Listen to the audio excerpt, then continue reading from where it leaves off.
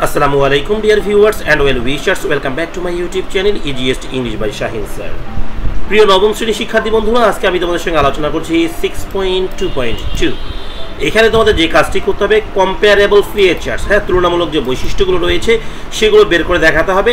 একটা যেমন দেওয়া রয়েছে সাইজ, হ্যাঁ, এই সাইজ দেখাতে হবে তোমাদের ভাইরাস এবং ব্যাকটেরিয়া কেমন ছিল, এবং এইরকম তোমাকে আরও কয়েকটি তুলনা করে দেখাতে হবে, মিনিমাম আরও 4টি। ওকে, সেটা শুধুমাত্র ভাইরাস এবং ব্যাকটেরিয়া নয়, সেটা অবশ্যই তোমাকে কালচার অ্যান্ড সিভিলাইজেশনেরও দেখাতে হবে। প্রিয় শিক্ষার্থী, চলো কথা না বাড়িয়ে চলো যে মূল পর্বে। তবে মূল পর্বে যাওয়ার আগে তোমরা যারা এখন পর্যন্ত আমার চ্যানেলকে সাবস্ক্রাইব করোনি, ঝটপট সাবস্ক্রাইব করে ফেলো, সেই সঙ্গে কমেন্ট সেকশনে লিখে ফেলো তোমরা কে কোন স্কুল থেকে আমাকে দেখছো। প্রিয় শিক্ষার্থী, তোমাদের জন্য অষ্টম ও নবম শ্রেণীর ইংরেজি অনলাইন ব্যাচে ভর্তি চলছে। এই অনলাইন ব্যাচের ক্লাসগুলো হবে জুম অ্যাপে, সহজ হ্যান্ড নোট প্রদান করা হবে, যা থাকবে বাংলা সহ। ভর্তি ও তথ্যের জন্য যোগাযোগ করো 01714137706 হোয়াটসঅ্যাপ নাম্বারে। তোমরা সরাসরি কলও করতে পারো বিস্তারিত তথ্য পাওয়ার জন্য।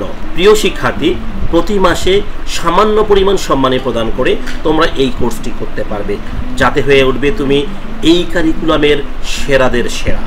প্রিয় শিক্ষার্থী, দেখো আমরা কি ইনস্ট্রাকশনটি পড়ব। Now notice the grid carefully in pairs or groups. Okay, তাহলে তোমাকে এটা পেয়ার বা গ্রুপে কাজ দিবে। Identify hot features of viruses and bacteria. তোমাকে আইডেন্টিফাই করতে বলবে কোন ধরনের বৈশিষ্ট্য ভাইরাস এবং ব্যাকটেরিয়ার কালচার অ্যান্ড সিভিলাইজেশনের। ইউ কম্পেয়ার, তুমি তুলনা করেছো। Then record them in the given grid, এবং তোমাকে নিচে যে গ্রিড দেওয়া রয়েছে, চার্ট দেওয়া রয়েছে, এই চার্টে তোমাকে উপস্থাপন করে দেখাতে হবে। আচ্ছা, দেখো এখানে একটা দেওয়া রয়েছে কম্পেয়ারেবল ফিচার্স, মানে বৈশিষ্ট্য, যে তুলনামূলক বৈশিষ্ট্যগুলো রয়েছে তার মধ্যে একটা সাইজ দেওয়া রয়েছে। ভাইরাসেস অ্যান্ড ব্যাকটেরিয়া আর মাইক্রোস্কোপিক অর্গানিজম। বলা যায় ভাইরাস এবং ব্যাকটেরিয়া উভয় কি আণুবীক্ষিক অর্গানিজম। ওকে, এখানে তুলনা করে দেখানো হয়ে গেছে অলরেডি। এখন বাকিগুলো আমরা 1 by 1 দেখাবো। তবে এখানে আমরা কি দেখাচ্ছি, এটা ভাইরাস এবং ব্যাকটেরিয়া দেখাচ্ছি। এরপরে হচ্ছে আমরা দেখাবো হচ্ছে কালচার অ্যান্ড সিভিলাইজেশনের। চলো উত্তর পর্বে নিয়ে যাচ্ছি তোমাকে। দেখো, তাহলে এটা কিন্তু আমাদের দেয়া ছিল, তাই না? এটা দেয়া ছিল। এবার পরে দেখাই সেলুলার স্ট্রাকচার। হ্যাঁ, এইখানে যে সেলুলার স্ট্রাকচার রয়েছে সেটা কেমন হবে সেটা একটু আমি তোমাদেরকে দেখিয়ে দিচ্ছি। দেখো, bacteria are single cord and considered living organisms. Okay, ব্যাকটেরিয়াকে কি বলা হয়? এককোষী জীব বলা হয়। ওকে, তাহলে দেখো এই দিক থেকে আমরা এইটা পার্থক্য করলাম, সেলুলার স্ট্রাকচার।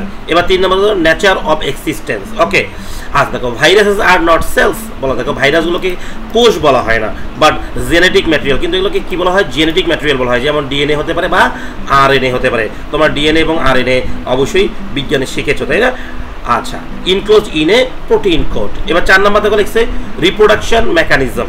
হ্যাঁ, এদের যে পুনরায় জীবন্ত হওয়ার যে মেকানিজম রয়েছে সেটার একটা তুলনা করা হয়েছে। Bacteria can reproduce independently. হ্যাঁ, ব্যাকটেরিয়া নিজে নিজে জন্মগ্রহণ করতে পারে থ্রু বাইনারি ফিশনের মাধ্যমে। On the other hand, viruses require a host cell to replicate. ভাইরাসের জন্য একটা কি হোস্ট সেলের দরকার আছে পুনরায় জন্মগ্রহণ করার জন্য।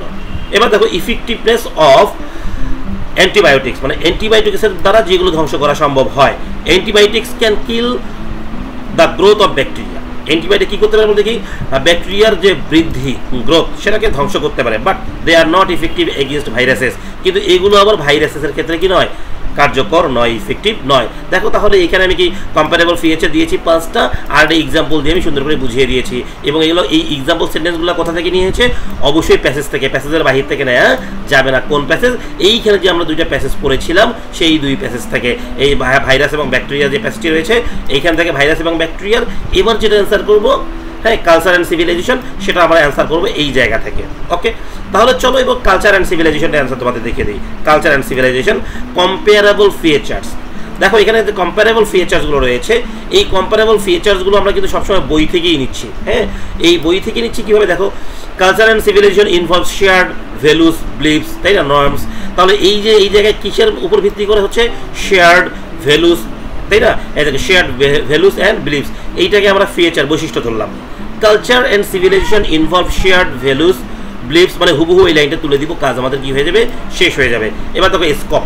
হ্যাঁ, civilization tend to be a broader in scope than cultures. Okay, তার মানে কি সিভিলাইজেশন কি হচ্ছে? Tend to be broader. হ্যাঁ, এটা কি করা যেতে পারে? সীমাবদ্ধ করা যেতে পারে ইন স্কোপ দেন কালচার্স। সংস্কৃতির তুলনা, দেখা গেলো একই দেশের সংস্কৃতি কিন্তু ভিন্ন দেশেও পালন করা হতে পারে।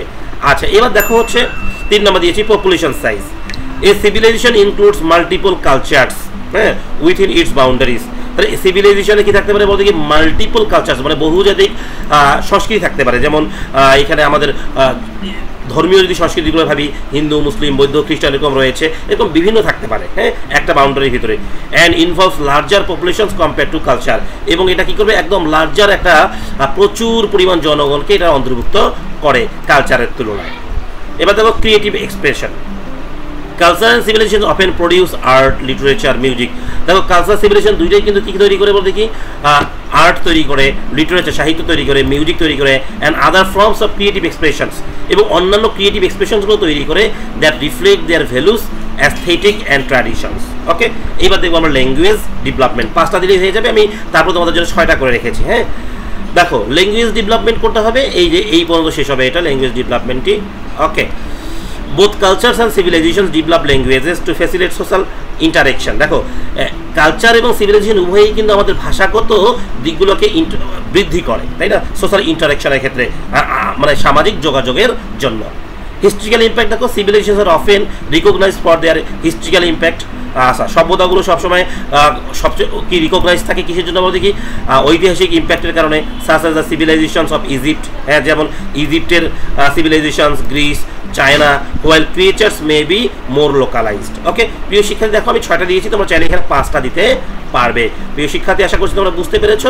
তোমাদের যাদের এই ভিডিওটি ভালো লেগেছে তোমরা অবশ্যই আমার চ্যানেলকে সাবস্ক্রাইব করবে এবং সেই সঙ্গে কমেন্ট সেকশন লিখবে তোমরা কে কোন স্কুল থেকে আমাকে দেখছো। সবাই ভালো থাকো এবং পরবর্তী ভিডিও দেখার আমন্ত্রণ জানিয়ে শেষ করছি। আল্লাহ হাফেজ।